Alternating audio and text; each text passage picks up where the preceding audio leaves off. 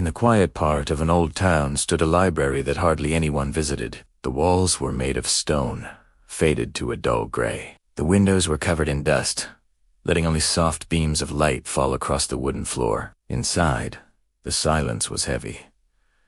Every step echoed gently. Rows of shelves stood in long, straight lines, filled with books that had been there for decades. The shelves were tall, some leaning slightly under the weight.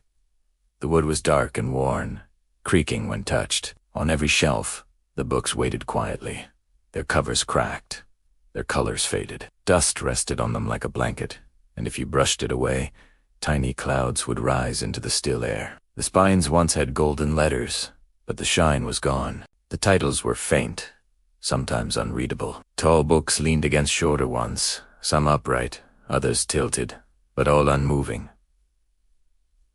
A ladder stood against the tallest shelf. Its wooden steps were coated in dust, cobwebs clinging to the corners. No one had climbed it in years. High above, books slept untouched, their pages stiff with time. Near the back of the library, a wooden chair stood alone. Its legs were uneven, its back slightly bent. If someone sat, it would groan under the weight. Beside it was a small table with a single book resting on top. The cover was thick with dust, and the letters on it had almost disappeared. The floor was made of old planks, cracked in places, uneven in others. Each step made a soft sound, a slow creak, like the wood itself was whispering. The wallpaper on the walls had faded patterns, now barely visible. Insomnia, Placet had peeled away, revealing rough stone to me.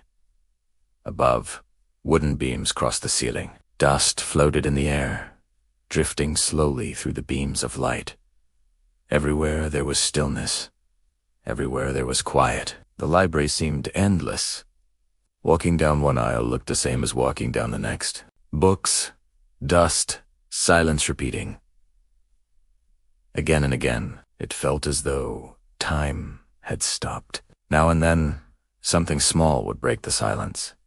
A book settling deeper into its place. A faint draft, turning a single page. But soon, the stillness would return. The shelves did not move.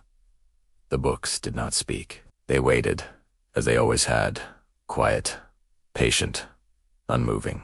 Decades had passed, and still they stood. And in the soft silence of that old library, it seemed they would wait for decades more.